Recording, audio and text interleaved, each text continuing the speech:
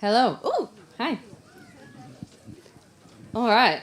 Welcome. My name is Chanelle. I will give you a little bit of an intro as to who I am. Then we'll get intros from these guys. We're going to talk a little bit today about how, as farmers and growers and people in the corresponding kind of industries, we could be telling our story more to connect with our consumers and people and see what what markets open to us, and we're going to talk a little bit how we've all done that ourselves.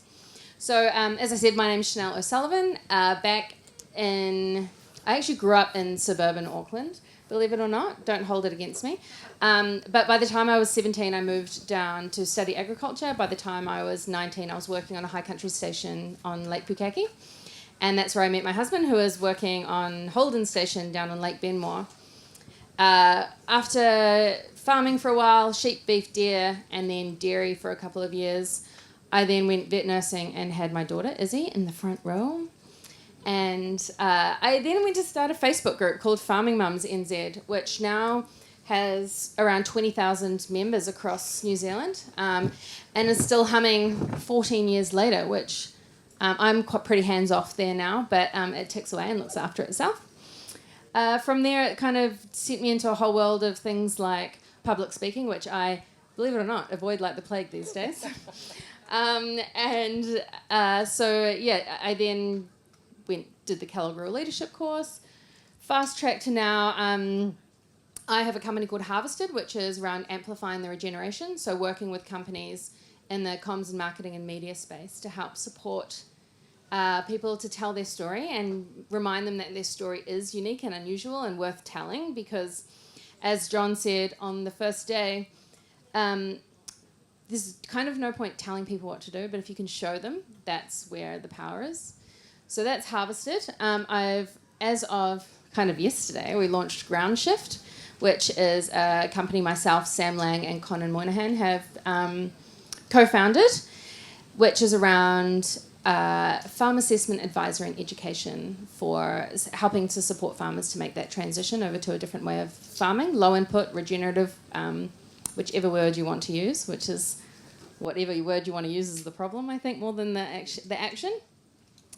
And then, working on this awesome festival with Fran are my main things. And we have our own property. So we've been working on high country stations. Dave's been developing them for the past 18 years, I think, was when we got together. So we were at Lake Hawea Station for the formation of the regenerative project there for the first 3 years. And then the 3 years after that, we worked for a Chinese billionaire, which was an experience. It was pretty interesting. Very much into regeneration. Learned a lot of things from both of those people, especially in storytelling, marketing, listening to the land in ways that like Indigenous Chinese people are thinking about things differently, more in line with the Māori way of thinking. So it was quite beautiful to see those alignments. And now we're doing it for ourselves. So I say this to everyone, and don't take offence or tell anyone that we've worked for, but we got sick of working for crazy rich farm owners. Because we got to a point where we were developing other people's assets for years and years and years and walking away at the end of the job with nothing. And luckily we'd invested in property prior, so we'd managed to get ourselves 30 acres of land in the harshest place of all New Zealand, like 560 metres above sea level. We got 9 inches of snow when all the trees were in blossom this year. We get 180 kilometre an hour winds, over 30 degrees, and when it was -8 for a month last year, we were curling on the pond at the end of the road. So that tells you, like, I'm kind of in the position now where I'm like, if we can do it on our place, none of you have an excuse, because we are in the absolute depths of the craziness of New Zealand weather. So that's our project called Coal Pit Gully Road. We're about to start teaching workshops there. First one being mud brick building. So I'm building a cool store out of old mud bricks that were made 150 years ago. We're doing pig processing, because one of the things that we have a real passion about is not only doing it ourselves, but showing other people that it's possible and how to do it. And you don't need all the fancy tools and the gear. You can actually make do with what you've got. So that's that's kind of, we're now taking people along on the journey with us after having done it for other people for so long. So yeah, that takes us to today, and now I'm blessed with the last session of the day in the heat at the end. So I might pass to Alex because she's got her own story. So when we thought about this panel, I was like, I want Alex here because she's built something from scratch herself. She's had a bit of a roller coaster of a week. I'll let her decide what she tells you, but I'll pass it on to you, Alex. Hello everyone, thank you for having me. It's an honour to be here, especially with my little baby Mason. That's how we do things, is the kids just come along for the ride. So firstly, the main priority is I am a mother. I have a 5-year-old, 3-year-old and 1-year-old, and I was a corporate lawyer before I had them, and the shift to becoming a mother was what changed everything for me, that there was no point living on a beautiful farm, which my husband works on, if I'm driving to town every week to be in a grey office box and my kids in daycare. There was no point. So at that point, I looked at growing a market garden for really to feed ourselves and our little community, and that just snowballed into so many other things since. Essentially, it kind of unlocked a whole universe of problems in the food system, with people's connection to food, with seasonal food being one of the biggest issues in New Zealand, is that people have just no idea about seasonal produce. My own mother wasn't willing to eat my produce because I didn't have tomatoes in winter and she couldn't survive without tomatoes. So that was the uphill battle that I was facing. Along the way, I realised at about the scale where we were feeding 30 people, that was pretty easy. It's pretty easy to find 30 families who are really keen on what you're doing, believe in it, looking for it, and no questions asked. But beyond that first 30 customers, which is what you kind of need for economies of scale to make a living, was really hard. People weren't that keen, and there were many reasons for that. So that, for me, was when I realised actually the hardest thing to market gardening or small-scale farming isn't growing the food organically, which is what I thought was going to be the hard bit. It's actually selling it. And I would go to farmers markets, and I would get to the end of the day, and I'd be like, it's all free, and people still wouldn't take it. Yeah, and that happened for years. And so for me, I was like, okay, there is a way bigger problem here. We are disconnected from food, what real food is, how to cook it, what seasonal food is, that we are quite picky. We want the same 5 vegetables every single day of the week, and we want them to look a certain way. And if anything is different to that, we're not super keen. So I used social media as a platform to explain what we're doing, to show it, to explain all these things, to provide an insight to the people behind your food. And along this journey, I connected with many other farmers in our region in the Wairarapa who were battling the same thing. So essentially, we have quite a few amazing small-scale organic producers, but the food wasn't being able to be eaten locally. So it was all being sent to Auckland because there wasn't a local demand. Not even Wellington was enough to eat the organic produce being produced in the Wairarapa. So it was all being sent further away, and the local people actually didn't have access to it because the belief was no one wanted to eat it, which I understand from my market stall situation, why the growers felt that way. So around COVID time, I started working with these other growers to collate all of our produce into one offering, one streamlined website where you could get your vegetables, meat, eggs, bread from your local producers. And what it did was, instead of all of us doing our marketing, our logistics, our admin, our customer service all right next to each other, it became one streamlined system so the farmers could carry on farming and focus on that, and I could take over the burden of everything else for them. And so a big part of that became storytelling and sharing all of these farmers' stories, because farmers aren't often the best at sharing their stories or communicating. They're often quite quiet, humble, head down kind of people. So I was able to do that for them and share their stories for them. So that's a little background on me. How do you want me to? Yeah. In regards to how you've begun, at what point did you find like social media and story? Like, was that a natural progression out of what you were doing? I guess storytelling kind of came first for you? before the farm storytelling, but I quit storytelling to farm. But we had a similar thing. We couldn't sell our eggs, and nobody would buy them because they were more than $3 a dozen, or $2 a dozen. I don't know if what your eggs cost here. Exchange like $10 a dozen New Zealand dollars. Is that so? That would be. Whoa, it's bad. It's way better. It's worth having chickens. Yeah. So keep in mind, we were near an operation that before it burned down, it had 3 million chickens in it. They're producing 2 million eggs a day in these warehouses. Americans are really good at that. And we were offering these eggs and charging $15. And I realized that it was truly a storytelling thing because they didn't care that it was organic. The word regenerative didn't exist really then.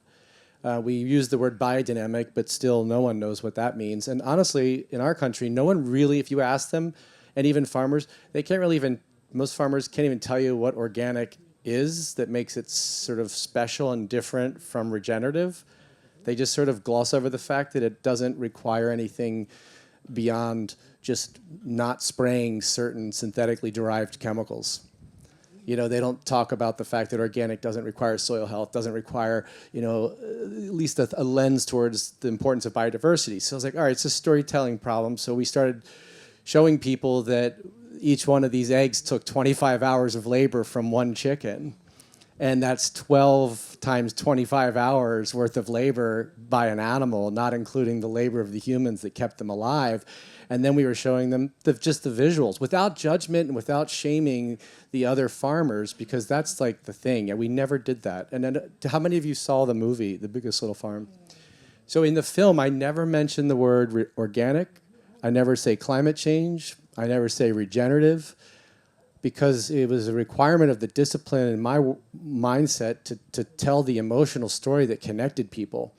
And when I say emotion, I mean like a relatable human experience that people can get behind. And so our focus was really to tell the story of the chicken's journey and what they were going through to actually lay these eggs and how we were managing them on pastures. And then suddenly people were fist fighting over our eggs. And I remember the farm shop was the first place in Los Angeles that would sell them, because we couldn't sell them within 45 minutes of the farm. And the manager called me. He's like, hey, man, I can't do your eggs anymore because these people come in and they threaten my employees like when there's not enough eggs. And so I was like, let me calm the people. I go down there, and I'm like so proud because like people are buying our eggs now. And they're all standing in line. And I'm like, hey, guys, I'm the farmer that made these eggs. I really appreciate you coming out. They're like, why don't you make more eggs? And they were like giving me beef, and it was like, oh my gosh, they had no appreciation for it. We've seen all the footage from the American Black Friday sale, so we know what. Oh yeah, it's like a Cabbage Patch doll, it's terrifying. Right? Or whatever, a Beanie Baby or whatever. So we really did fix a lot of those things with storytelling, but we were always very careful not to be didactic and also show how we failed. And I think that's the big thing is like we make mistakes and we would share those mistakes, and we never claimed that any methodology was perfect. And for us, that helped sort of create a connection of honesty. Like, what's the big difference? This is the last thing I'll say. What's the big difference between like Nike and Patagonia? Do you know Patagonia, the brand? Mm-hmm. Do you know Nike, the brand? And when you think of Nike, what do you think of? Plastic shoes. What's that? Plastic shoes. Shoes? What'd you say? Michael Jordan, right? But right now it's just shoes. Michael Jordan was their story. What do you think of when you think of Patagonia? What do they stand for? Environment, right? All inclusive. And they feature a lot of different people. Patagonia builds culture. Nike doesn't build culture. They're just like, you go do it. You can do it. You can be the best. It's all about you. Patagonia brings us together around the environment. And people buy their clothes because they want to be a part of that. And I think that's what the opportunity is here for farms. They actually want to be a part of your community. They want to live through you to connect to nature. Farms are the portal to the natural world. And so we always think of that when we're telling stories. I think that's really interesting, the Patagonia versus Nike story, because even though whether we own the products or not, we know that story. And I've read the Patagonia book. You know, the whole story itself is beautiful. Yeah. And something that you talked about was around how you didn't label it. And I think we've got a real issue in New Zealand where regenerative came onto the scene and people were very much like, so you're saying I'm degenerative. Like, if I'm not regenerative, are you saying that I'm destroying the soil? And it was this real point of contention where it was, it came in with a hiss and a roar and it fell flat really quick for a lot of people. And I think that the fact that you've managed to tell that entire story and movie without putting a label on it, but you still got the point across, is something that is really interesting to observe. And it's something that we've been debating internally with Groundshift, is like, how do we tell people what we're doing without alienating anyone? It's quite challenging. I have a question for the audience. I think we should make this quite interactive. For those of you who aren't using social media to tell your story and connecting with your consumer, what is it that holds you back? Why don't you?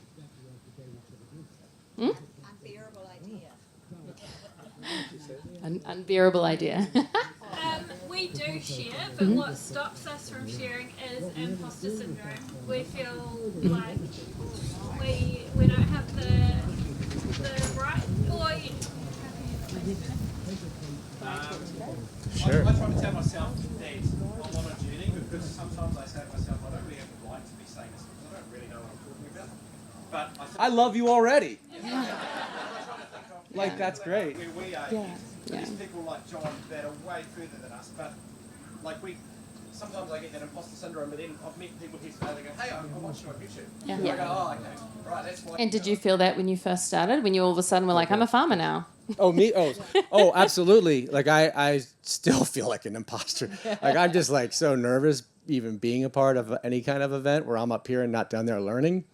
Even meeting Darren Darty the first time, like, you know, he's, like, invented things that so many people have come to teach me. And I'm sitting across from him and hearing him, he's going to be in the, like, I'm terrified by that experience. But I just have to admit it. And people want to root for you because to me, that has integrity. That guy is the guy I trust. Right? He's not trying to be more than he is. I have two things on this. One, I 100% was like, why am I on this stage today? Yeah. I have no skills to offer. And so everyone thinks like this. Secondly, I don't think anyone ever looks at farmers sharing their information and thinks it's cringe. I can understand if you want to become like an influencer and show your nails and your hair, that can come across as a bit cringe.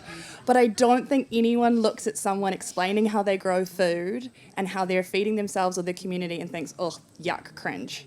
No, everyone is rooting for you. Everyone is enjoying that content. And I don't think it's something to ever feel ashamed of.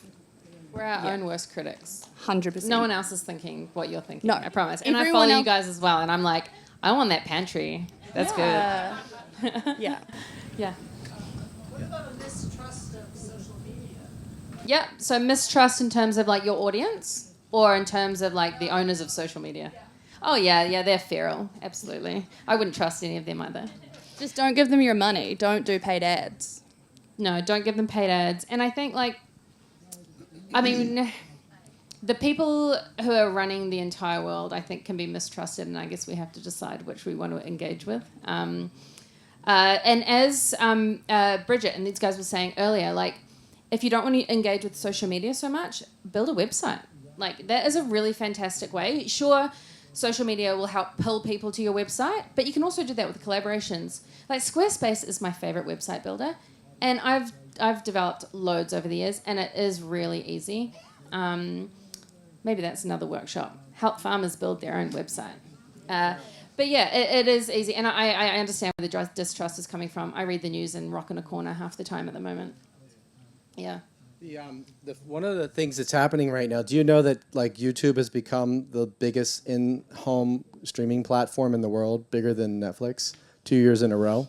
Meaning, I think it's 70% of YouTube now is watched on TVs in living rooms.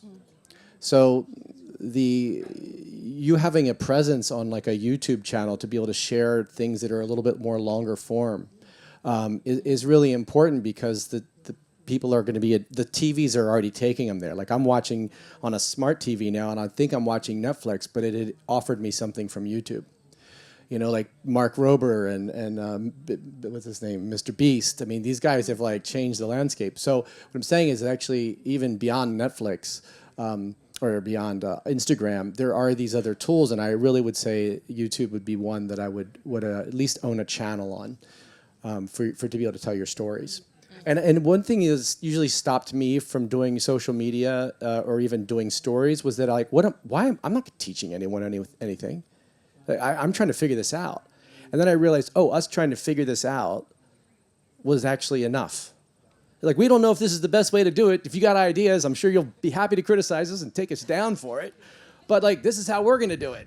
And then people will say on there, da-da-da-da. The problem is I made animals so likable that most of my attacks are from vegans who want, and I had to deal with that, Don't respond, that's their opinion. But I think showing people just how you're doing something doesn't mean like it's the best way. It's just like that makes me trust that's your process. And often I think the tone of which you engage offers people in or pushes them out, quite simply. And on the vegan note, one of the first times I started Facebook many years ago, I had the kids there, babies at the time, and I was butchering a deer. And for some reason, Facebook thought it would be really funny to recommend on the sidebar to a vegan group. That's a really good way to bring it down real quick. Just like every vegan was like, how dare you kill the deer that had a broken leg, So, it's definitely a bit wild in that space. Anything else that stops you guys from engaging? Yeah. I feel like lack of authenticity. We are always trying to do the good things, and we only show one side. How can we? Yeah. How can we show the whole spectrum of Yeah. reality in a way that is actually we want also to serve, but how we tell both sides. Yeah, I think that's a really good question, and one that my husband will tell me I'm shit at, is telling you the bad side as well. Because usually I'm arguing with him, and I don't want to tell everyone I'm arguing with him. Yeah, Alex nods. But yeah, I think it is a big thing, is we have all these beautiful curated feeds, but what is it that you like to engage with? And because I think looking at what you like to engage with helps to help you determine what you want to put out there. But that was actually one of my questions for you guys, was like, how do you know what to show and what not to show? Because there's like a balance there of like right through to curated, through to extreme vulnerability. And I think you're pretty good with the vulnerable side of things. I'm like, don't talk to me about anything vulnerability. I don't even know the word. So maybe you guys talk to this one better. It's interesting to me that you think I do that, because I feel that I feel the hardest sharing the real stuff. So I don't normally make content. I capture what we're doing anyway. I don't have time to orchestrate a situation and film it, to set up a tripod in an area and film shots. I don't have time to do that. I'm living my life and I'm thinking as I'm doing it, this could be something that's interesting for people, or this might be something people haven't seen before. I'll capture this as it's happening. And so most of the time, my brain is obviously thinking that about good situations, not when I'm having a bad, terrible day and the kids are screaming and it's all going wrong. My brain is definitely not thinking, hey, I should capture this and share this with the world. So by default, I definitely don't show the bad things. And I try to have quite a strong line with my private life. So I don't really show much of my personal life. I try to only show stuff to do with the farms, the gardens, the business, the farmers, those things, and more and more trying to keep my private life private, so it's quite separate. So I don't think you have to share everything, and I think you can share the highs and the lows of your business and your farm while still keeping your private life private. So I've definitely made videos where I kind of thought maybe this is like the end of Little Farms. Ironically, my business is called Little Farms and his film's called Biggest Little Farm, but it's no correlation. It's just a weird coincidence. And I've made like videos and been like, this is probably like my way of kind of signaling to people that I think that we're done here. And then the response is always huge. Like, if you have people engaged in your story, they won't let you fail. And I feel that safety net now that we can't fail because there's too many people rooting for what we're doing. And so you've got to build that community by being honest and being open and being a bit vulnerable. You don't have to show everything, but you do, I think, have to be a bit vulnerable about the farming. So if you lose crops, you can't hide that, If things go wrong, if you get disease. Like, you've got to share that stuff, but you don't need to share if you're fighting with your husband, you know? Yeah. Yeah. We drew the line at that. We didn't show Molly and I almost get a divorce. But that's so true. And like, this is the thing. I remember when I started actually spending actual money to help have other people there to film what was happening. I said, I don't trust myself. And I had this conversation. I said, I'm going to have this conversation once. I'm never going to say it again. And no matter what I say after this, don't listen to me. But I said, if I'm in a bad situation and I don't know what I'm doing, or I've, like, usually it would be around a vetting emergency with an animal, or, you know, fire, or like a lost crop, or something that was really embarrassing. If I'm like on edge and I tell you, stop filming, don't stop, just get out of my eye view. Keep filming, no matter what I say. And man, they listen, because I'd be like, no, this time, seriously, dude, this is I'm never gonna use this. And those are all the things that I ended up using in the film. You can film stuff when you feel like, I will never recover from this. This is the end. Why would I film it? Just film it.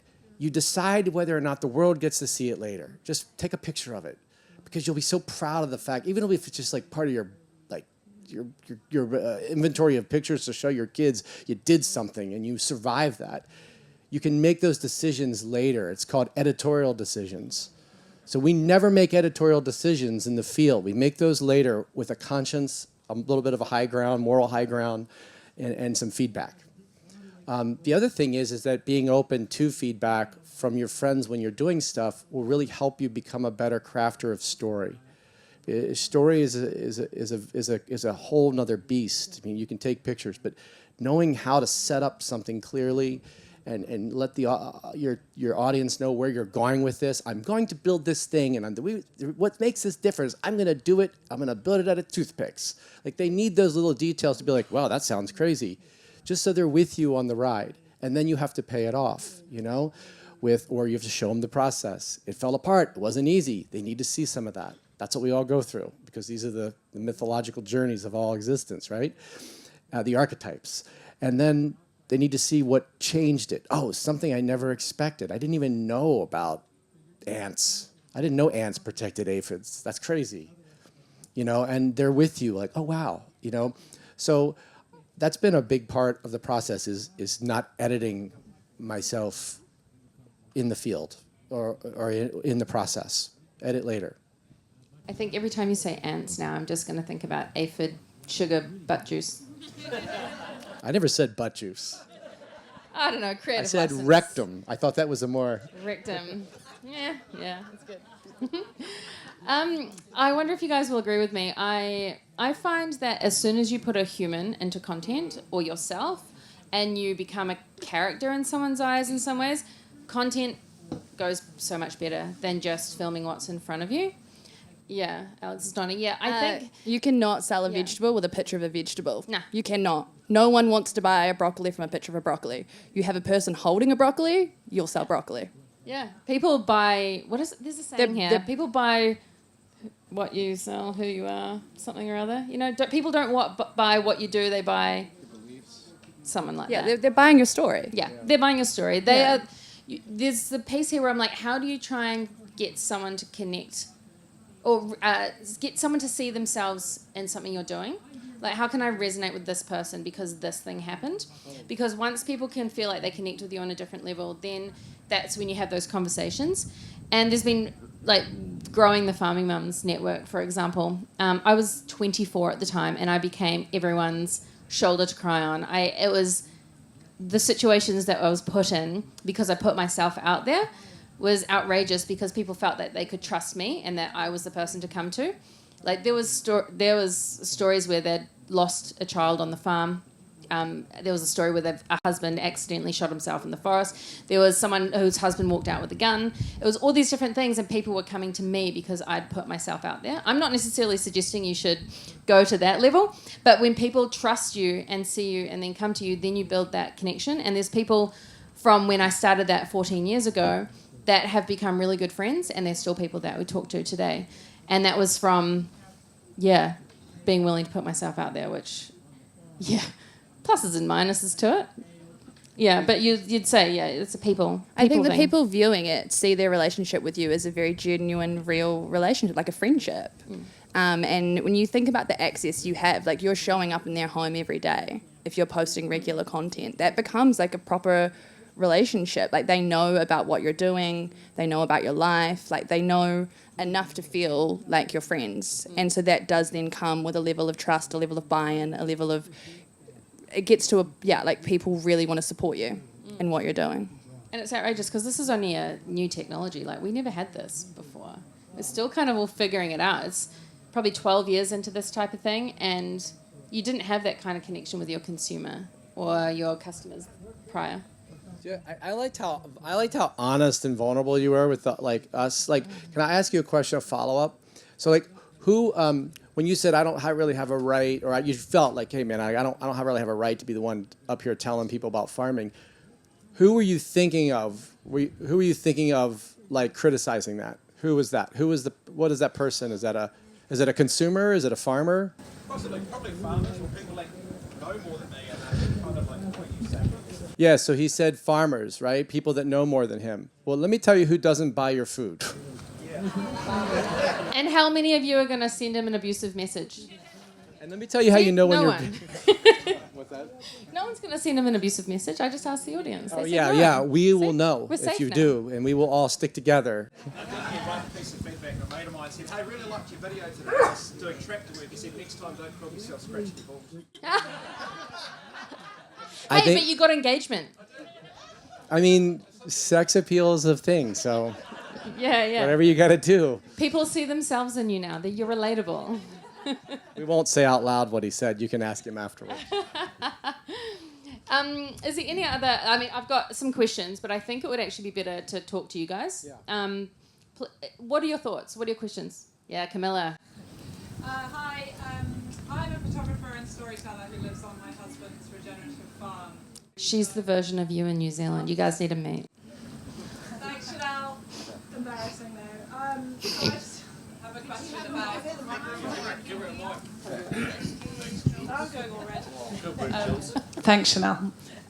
Kia ora. I'm Camilla Rutherford, and I live on my husband's family farm. It's been in our family his family for our boys of 5th generation. I am a photographer and storyteller, and I am trying to give myself a kick up the butt to tell his story, or our story. So really inspired by The Biggest Little Farm and what you guys achieved there over such a short period of time. I'd love to find out whether you went into that project with your story arc and idea in mind of your end goal of making this film, or whether you started collecting footage and it all just unfolded and you put it together to be this beautiful storytelling film that can appeal to not just farmers and producers, but I loved it when you said on the first morning about the little boy in LA who, what was it, with the coyote, just shoot it already? Shoot it, yeah. Yeah, that you can take it to places like that and people can relate to it and watch it because they're connected by emotion, right? Yeah. So, yeah, did you have a story arc or were you just freestyling? So I never intended to make the film. And people my friends that knew me as a documentary filmmaker said, oh, you're probably going to make a film about this one day. And I'm like, no way. Like, that feels like I would be outed and people would realize I didn't know what I was doing.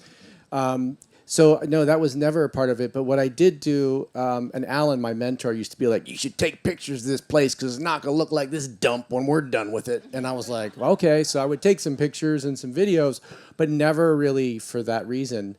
But once I started to see the story evolve, then I was like, oh, we're onto something. And then let me tell you something really interesting that happened. It took us 1.5 years to edit. And I had an editor I've worked with for 17 years. I convinced her to come out to the farm and spend 1.5 years with me. She had like 2 kids and a husband. It was a whole ordeal. She was literally in the barn editing. And we were working on this for so long. And I was like, it's just not working. And what I realized was that I'd never been honest in the entire story, that Molly was the optimist and I was the skeptic. Because that was really hard. Because I was like, I wanted to be the one that also believed. But I was always like coming home like, why are we doing this? This is never gonna work. And she's like, we gotta go big or go home. And I'm like, you're crazy. This is not gonna work, you know? And I didn't include that skepticism. And now like that's why in the beginning it's Molly talking. So I had to be really honest and reflective about it, which means like you gotta go into those spaces where you're kind of like ego is being protected. And I was about to make a really bad film. So that part of the ego was like, oh, I gotta have to let go of this part. I don't know if I answered your question entirely, but one of the other things is I wanted to say on the other, farmers aren't looking for your lifestyle experience, but consumers are. They want to live your life. So like you need to include the beauty and the little shots and the little moments like that and make that a part of your story because it's a fantasy. They're living through you, right? And if you do it really well, they'll actually start to dislike you, but they'll still buy from you. Ask Ballerina Farm. So many people give her hell. She doesn't care. She just keeps putting up her stuff, right? Yeah, Five Mary's Farms and Ballerina Farms, both in the US, are ones to take a look at. People have done it for a long time, and they've done it really well. And they ship food and bake on site. They have multiple income streams. The US has a beautiful postal service, which we cannot resonate with. But yeah, and I found this quite interesting recently. I put a post up on a page called like New Zealand Homesteading. And I'd been ticking away on Instagram. This was on Facebook. And people had been tagging me in, like, you've got to follow Chanelle. So I wrote a bit of a spiel. I put a whole lot of photos in. This is what we do. This is where we are. If you want to follow us and learn more, go to Instagram. And I was really shocked at the response, actually. We ended up getting about 1,000 new followers within about that's a lot in New Zealand. We're a small country, okay? And, 24 hours. And the post went on and on and on. There was other engagements. I then did another one telling them to come to Underground. I said about Biggest Little Farm, and everyone's like, we love that movie. It's the best thing in the world. And all of a sudden, all these people were so interested, and I'd almost forgotten that I'd kind of taken the enjoyment out of posting on that Instagram page because it was the same audience. And you said people won't like you. A lot of people were like, I'm so jealous. You're living my dream. And I'm like, this was my dream too that I'm now living. And I suppose it was blood, sweat and tears and 18 years to get here. But if you're not showing that part and telling that part, then people think you just walked into the lap of luxury or a 28 square metre cabin in a really cold environment. Before, how you were saying about you don't kind of want to post until you're an expert, you've got to post the journey. The journey is what people get invested in because they can relate to that, they understand that, they're also on their journey. And also there's no finish line. We're all still on a journey. No one has cracked it. Soil knows so much more than we ever will. It's an unlimited universe down there. And we're naive to ever think that we get to a point of having it all figured out. So the journey is what's interesting, I believe. Yeah, absolutely. Any other questions? Yeah, go. Just a bit about planning content. How do you plan your content? And, do you schedule things or do you just go out and film what you feel you want to film? Yeah, just if you could talk a bit about how you do that. For me, I am completely random. I have no strategy. There is no which is ridiculous because when I'm working with a client, we have a strategy, we have a plan, we have content, we have a calendar. For myself, it's literally if I walk outside and I see something pretty, I take a photo or do a video. Whatever inspires me. Yeah, some days there might be 50 posts on a Saturday and you won't see anything till the next Saturday. I'm very much just quite random, and that's when the Coal Pit Gully Road Instagram, because that's our property development. We've literally built everything from the ground up. It was nothing more than a boundary fence 2.5 years ago. So that's been a journey that I've kind of shown along the way, but totally unplanned. But when I'm working with a client, it's a different scenario. I would say similar. So I manage maybe 5 Instagram accounts. The business ones, there's a plan, there's a strategy. I know what I'm posting what day of the week, and I have that organised in my brain. For my personal account, it's what inspires me. Because I figure if it inspires me, I think it's interesting or beautiful, other people are likely to feel engaged with that as well. Yeah, and I think on your one, for example, if you're trying to curate it, are you going to lose enjoyment? Because you've created yourself fake deadlines and expectations on yourselves. Yeah. Don't ask. I'm not structured. I'm lazy. I don't get out of bed unless I'm inspired or something's gonna die. Like I'm the worst in that way. We have people on the farm now that like 2 people on our team that do that because it's grown in that way. But I think it does come from inspiration because it's gonna come across authentically. And I want to say that if you have 5 followers or 5 million followers, 5 million followers and 5 followers honestly can translate to the same thing because 5 followers who love you will tell 12 people each. And they're noticing that now. Like brands are realizing when they're sponsoring like the Kardashians that have hundreds of millions of followers that half of them follow the Kardashians, but they don't really even they just want to see pictures of her face. They don't want to see any brands that she's promoting. But they're realizing people with less followers that are more invested in you are more valuable than millions. So don't underestimate that small number of followers. They're very powerful, and they will build your story. And engagement rates tell you more about your followers than how many. I have a microphone. I was just wondering, Alex, because I love following your journeys online. You said for your personal one, you post when you're inspired, and for your mahi, your work one, you have a schedule. Do you see a difference in the engagement between those two? Do you see any trends? Definitely. Please say the one that you don't schedule. The one that is planned does terribly. Yes. 100%. Because so in our week of Little Farms, we have quite like a strict rhythm of when people need to order. So every Saturday morning, I'm doing a post to remind everyone to order. And it's not necessarily fun content, but I sometimes try to make it fun, try to do videos with the team or with the farmers or whatever. But ultimately, the purpose of that post is to remind everyone you need to order your veggies by Sunday night or you're going to miss out. Whereas on my page, it's so much more free-flowing. It's a creative outlet, ultimately. And if it was anything more than that, I think I would not enjoy it, burn out, and I wouldn't do it. So yeah, there has to be a creative element to it and an enjoyment of, sharing your story. And I think if you love what you're doing, it's quite easy to share it. And I know that so many of you do love it. So you just got to be a bit brave in sharing it. About that, do you connect your personal to your business account? How do you, if you have more followers in your personal, and that's the one that... Do you connect your personal account to your business account? If your personal has much more followers and is it has more movement, how do you sell? How do you... Yeah. I guess like the reality is if you say on our business account we might have 3,500 followers, we only need 300 people to order every week. So there's enough engagement there that it's doing its job, it's working. And then on my personal account, every so often I'll reshare the things that I'm doing on my business account to try to get it a little bit more reach. But I do really try to keep my personal account not selling you anything and it being more of a fun, happy, creative space.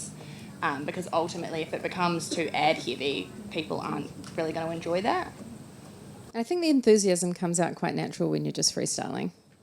While I'm out here, any other questions? Somebody up front. Oh. I was going to say, for us, for sell-through, we get a lot more out of email databases. So anytime you can engage them to figure out a way to get their email, and also just asking them questions like, hey, tell me what you think, and if you do, I'll send you a link to this, whatever. But tell me what you think. You want to ask them questions. Ask them to criticize you. You're just gonna have to not everybody wants to do that, but you can say, what's your feedback? What do you think? But getting that email later, we find we sell so much more through the email database when we send out a blast. That's a follow-up. Yeah, I just wanted to comment about the social media stuff because I've done a bit of work in this space over a while, and we were just talking earlier and saying, the algorithms trip different things and it's growing and evolving all the time. But one of the things I noticed was that a strategy I used early on was posting religiously Monday, Wednesday, Friday, and it just got to be so tiresome, and then you just be trying to drag content out, and then it's not your natural, authentic self. It feels icky, and your audience feels that energy. And so now I've kind of gone a little bit more like what Chanelle's doing, maybe what Alex is doing, just kind of when I'm feeling it, I'm sharing it. And it's so much more authentic when it flows through. And even sometimes I'll have like a little bit of a write a whole lot of stuff out because I'm feeling it and I'm in that creative mode, and you know, I can stack it away for later. But sometimes even then later it doesn't quite feel right to share, like it's not in that moment. So I think it's really cool, and you guys do some awesome stuff at Ballymullen Farm, and I'm also a big fan of the pantry. One more comment I just wanted to make is that something that we can all do to support each other is that we can all, you know, take a moment to like each other's posts or engage a little bit more, because the engagement is what trips the algorithm and helps us get, you know, more visible. And when you really like something, share it as well, you know, if you feel comfortable with that, because that's how we can all like work together and support each other in what we're all doing. So yeah, thank you That's guys. so well said. Reposting people's posts, like if she's doing it right, like repost her post, because then people are going to say, they're going to see it on your feed, and then they're going to be like, well, what are you up to? And I follow people who just basically repost other people's posts, and then I realize they're not even like doing anything. But you guys are doing stuff. And so I think it is an all boats rise thing. Go for it. So, like the B-roll, I guess, like capturing all that beautiful stuff that adds to the story, like some tips. You know, like we're not filmmakers, but you know, how do you capture that beautiful stuff that you can add to what you're... How do you capture the beautiful stuff that you can add to the story? So, like, just so you know, The Biggest Little Farm, the original movie, a lot of it was shot on my iPhone, believe it or not. Yeah. So I think what you have to remember is that you're seeing and understanding something at a level where you're walking along. You're understanding it much deeper than you're actually able to translate that to someone who's walking next to you. And you have to bring your camera into that experience. That's why, like, I could tell people about ants and aphids, but if I didn't figure out a way to actually shoot what that interaction looked like, then you wouldn't go, oh, wow, I had no idea, right? So I think it's remembering that your audience they're not experiencing the feeling that you're experiencing being there and doing these things. So you need to add close-ups and things like that, and it's in your own way. And an iPhone is good enough. And I want to say, like, I'm gonna spoiler alert. The series ends with Molly and I leaving the farm. Yeah. But Dun, dun, the reason dun. why is I think it's really important, because when we got into this to grow food for ourselves and actually feel this connection to the natural world that we were missing. And then it became this commercial operation because of the success of it. And that doesn't always mean a financial success, but the expectation was there. And it kept pulling us further and further away from the land. And I was like, why are we doing this? Like, this doesn't, I don't really, personally, I didn't become a farmer to grow food for people. I became a farmer to grow food for myself and to have this experience with the natural world. And I enjoy the fact that I get to share that and grow it for people. But I think it's good to remember, and Molly and I have had to really do some deep work on this. This is why we got into it. So we're going to need to figure out how to do it in a more simple way that doesn't dominate our life and take us out of the thing that brought us the energy and joy for free, just by being connected. So I think that's a relatable story that a lot of us struggle with. Yeah. I'm coming. I better not throw it.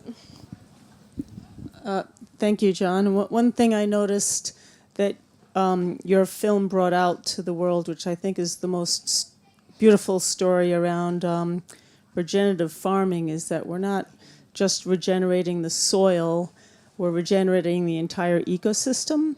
And your film brought that out beautifully. And I think that's something that if people are trying to connect with social media, you want to look at what nature is teaching you, what your farm is teaching you about what ecosystem is supposed to be there. And I think that might be a cool way to help other people think about the natural world differently. Also, that is a professional film. So that level is not required for social media. Do not put that as your expectation for yourself, because that's not realistic. So it doesn't need to be that perfect. It doesn't need to be the perfect lighting and all of those things. But if you're just sharing what you love, people find that infectious. And when you start sharing content, it's never going to be like amazing. You've got to feel your feet and you've got to learn by doing. The best way to get good at doing it is doing it. So just like rip the band-aid off, start doing it. 5 years later, you'll look back at your first content and be like, oh gosh. But who cares? Move, and everyone's going to come along on the journey with you, and they're only going to remember the good stuff. They're not going to remember where you started.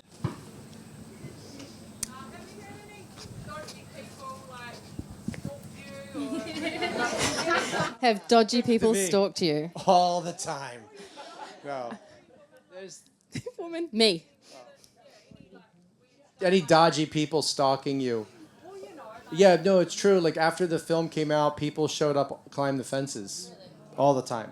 I'd be out there on a Sunday during COVID, and a van would pull up with like 7 people that just flew over from China to see the farm, and they would just go through the gate, and they climb on, but they were nice people.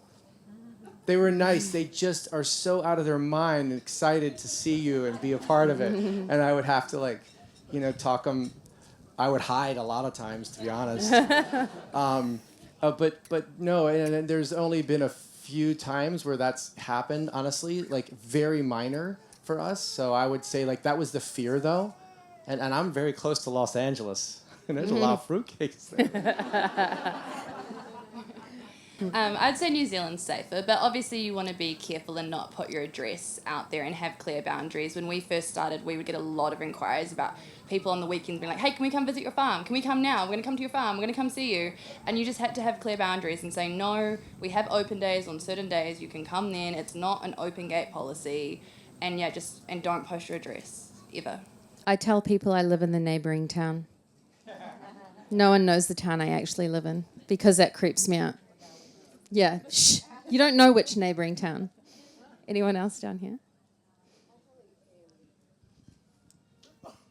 So this is more from the branding perspective and communication. Like many farmers might have different streams of business. Could be trees, could be animals, could be tourism. So what's your advice of how to send and talk a clear message when there's so much going on? I feel that perhaps to be successful in social media, that's my perhaps limiting belief, but you have to be an expert in one thing. What happens when there's many? Yeah, I suppose that's like understanding your niche, right? Like people say that social media thrives on a niche by identifying as something and diving into that. I can't resonate because I think I can do everything all the time for everyone. Our Coal Pit Gully Road one, we're looking to do workshops. We're going to be getting into agri-tourism. We show the development, our off-grid, solar systems, everything like that. Have you guys had experience with how you manage niches within a subject? I think there's a lot of information telling you how to do social media. And I think ultimately, like, you've just got to do what feels right for you. And if you get too bogged down in what the experts are telling you, and it doesn't feel right to you, like I think your niche will find itself if you just be you. You as a person have your things that are quirky and cool about you, and it will come out. And I think if you think about it too much, it's going to make social media unfun, I think. Yeah. I don't overthink it this much. Actually, the key is don't think before you post. That's the best advice of the day, I reckon. And also, like, the stuff you think is the most like inappropriate, like oh, that's gonna, like, that's the stuff that does the best, you know, like not inappropriate, but like this might be weird. People might think I'm weird for saying this. That's the stuff I was gonna that people think is interesting. Yeah. All the men in the audience are like, yeah, we spent a couple of years getting canceled for this not thinking. Talking about weird, I have 3 German Shepherds, and I believe the best food a dog can eat is the whole body of an animal. So I'm this crazy lady who picks up roadkill, like a rabbit or something. I give it to my dogs. But I also go to my neighboring farms, dairy farms, and pick up calves that died at birth, that didn't die because of sickness, and I bring it home. And I think it's super cool to watch my 3 dogs and my hens eating, they look like wolves. And sometimes I say, should I post it? I think it's super cool, but it's like people are going to think I'm, especially townies. I say, I would like to share because it's a way of recycling something that's going to go into the pit and the farm, but Is people are gonna judge me like this cuckoo lady? Yeah, so that's it. So death, and she's like got her dogs ripping apart these animals that are already dead. The perspective is that honestly, this is what I've learned. If it's got a face, and it's being eaten, you're not going to find a lot of people that are down with that. We are comfortable with that. We're comfortable with talking about poop, right? They're not comfortable with that. If it's meat that looks like a little bit less of a face involved, yeah, I mean, that's going to be too much. I'm just going to say, like, you know what? I'm not usually someone who's strong on opinions, but, you know. It's a very niche-y niche. It's very niche-y, so you have to kind of create a little, you got to help them along. I mean, remember, most of these folks come to your farm and they're like, oh, it's like, I didn't know it was so, they show up in white pants. Yeah. Right, wearing sneakers, and then they step in cow pie. And I'm like, that's some good biodynamic poop right there. And they're just like, these are ruined. So I think you have to remember, you do have to, we need to help you there. We're gonna workshop that with you a bit. And at the moment, I'm currently banned from managing my husband's social media after putting a questionable video up last week. It's currently still up, Land and Lifestyle Solutions, before he deletes it. He's very embarrassed by it, but I thought it was funny. And he thinks he's got time for a question. Is it like the fastest thing you've ever heard? Otherwise, Fran's going to tackle you. What advice would you give John? I took a really nice quote you had in the movie. The hardships we endured made the dream feel more alive. What advice would you give people wanting to, if you start out on this journey, for people starting out, you know it's not so hard. What's the advice that I would give someone starting out on this journey? Because I know it's really hard. I would say seek every opportunity possible to learn from other farmers already doing it. You know, go and you would be wise to just go and spend time with someone if they'll give you time to spend time with them and ask them about, you know, their mistakes and what they learned. I think just mentorship. You do not have to be. You don't have to know anything. You need, right? That's the whole point. You don't have to work it out alone or make mistakes that other people have made. Everyone's been there. And the best farmers will tell you, oh, yeah, I've messed that up a million times. Yeah. They're the ones. That's my advice. All right, team. Thank you so much for being a great engaged audience. We are about to wrap up the whole festival and everyone's wandering this way. But thank you to Alex and John for being a part of that. That was fantastic. Thank you, guys.